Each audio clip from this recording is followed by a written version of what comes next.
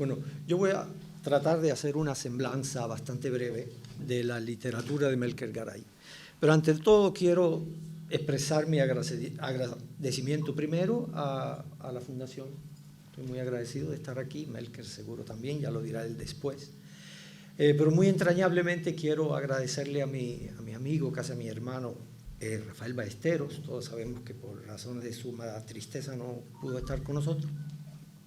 Y gracias a ti también, Juan, no solo por esas palabras tan amables sobre mí y sobre Melker y sobre su literatura, sino también por tu profesionalismo y tu profesionalidad. A mí me gusta mucho la forma geométrica que Juan tiene de concebir las portadas de los libros, porque deja mucho, o más bien provoca asociaciones en el lector. Antes ya incluso de haber leído los cuentos, ya el lector comienza a pensar y a elucubrar, pero bueno, ¿y esto qué es?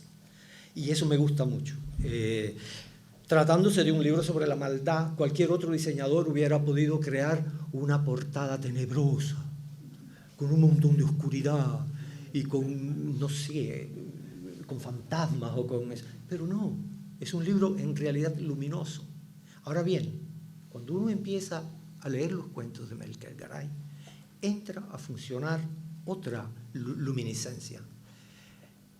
Cuando María Zambrano llegó a La Habana en 1937,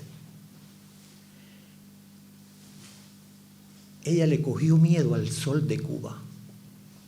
Escribe en una de sus cartas a uno de los poetas cubanos que no se perdió ni siquiera una sola madrugada cubana. Se levantaba antes de la salida del sol para verlo antes de salir. Otro escritor que también vivió en Cuba, en 22 años en Cuba, Hemingway, también ha hablado sobre esta luminiscencia cubana tan fuerte. Pero Hemingway no le tenía miedo al sol. María Zambrano sí. Pero ¿qué es lo que pasa? ¿Cuál es la luz que ilumina la literatura de Melker Garay? Es una luz lunar. Es una luz crepuscular. No hay oscuridad de la noche espesa, sino esta luminosidad de cuando el sol, el ocaso, cuando el sol comienza a desaparecer y tal y como dijo Juan, estamos en un lugar sin límites, quizás inhóspito, estamos reunidos ante una hoguera, la oscuridad está llegando, entonces hay una voz que empieza a contarnos historias. Y estas historias tratan sobre la duda, el rencor, el maltrato, el odio, la soledad, la fe y también la falta de ella y las consecuencias. Pero todo esto Melker lo hace de una manera artística, literaria, en el mejor sentido de la palabra. Yo no quiero darme golpes de pecho como traductor, pero yo he traducido mucha literatura sueca y soy, digamos, viejo en el jardín este. Y conozco todas las flores y conozco las malas hierbas. Y cuando yo leí a Melker Garay, me sorprendió el uso que él hace del idioma sueco.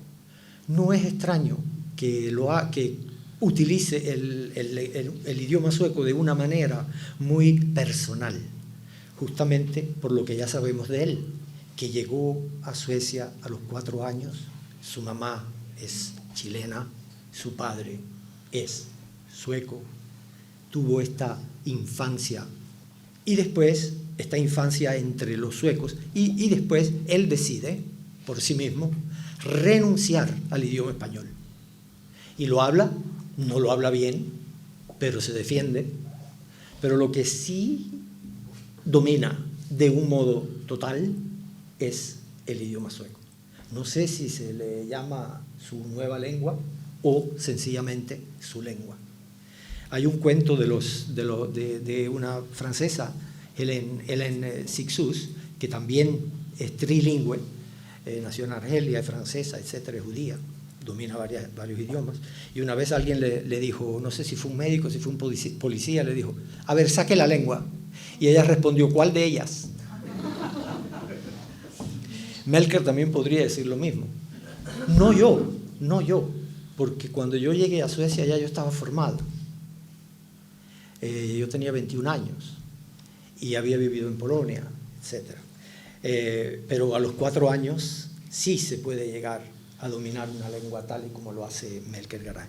Entonces también a mí me gustaría decir algunas palabras sobre una característica de estos cuentos, y creo que de toda la literatura de Melker, y es que también él habla mucho de la piedad. O sea, un libro que ya desde la portada sabemos que trata sobre la maldad no debe incluir la piedad, pero sí, cuando uno lee estos cuentos de gente muy solitaria y de gente muy sufrida, maltratada, siente una especie,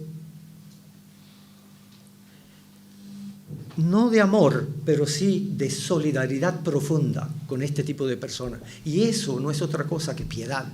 Si volvemos a María Zambrano dijo que el mundo occidental en realidad eliminó la piedad, porque la piedad es tener conciencia profunda del otro. Zambrano nos dice, el mundo occidental lo único que está tratando de hacer todo el tiempo, nosotros todos, es de no lidiar con el otro, con el que es muy diferente a nosotros. Y eso es lo que hace Melker. Él habla sobre personajes que no son él, que no son ustedes, pero que nos hacen posibles a todos. ¿Y por qué dijo esto María Zambrano sobre la piedad? Porque ella dijo, nosotros en nuestro mundo europeo hemos cambiado la piedad por la tolerancia. La tolerancia, dice María Zambrano, entraña una distancia con el otro. Yo te tolero, pero no te acerques. Tú puedes ser lo que tú quieras, dice María Zambrano. El otro es lo más difícil. Nosotros tratamos todo el tiempo de lidiar con personas que son como nosotros. Y a mí esto me fascina de estos cuentos, porque Melker inventa todo el tiempo personajes, y quién sabe si no los inventa, eso ya ustedes se lo preguntarán a él. Inventa personajes que son lo otro, lo totalmente opuesto, y hay, repito, una gran piedad en todo esto. Y después está lo que ya Juan mencionó, que es la oralidad de estos cuentos.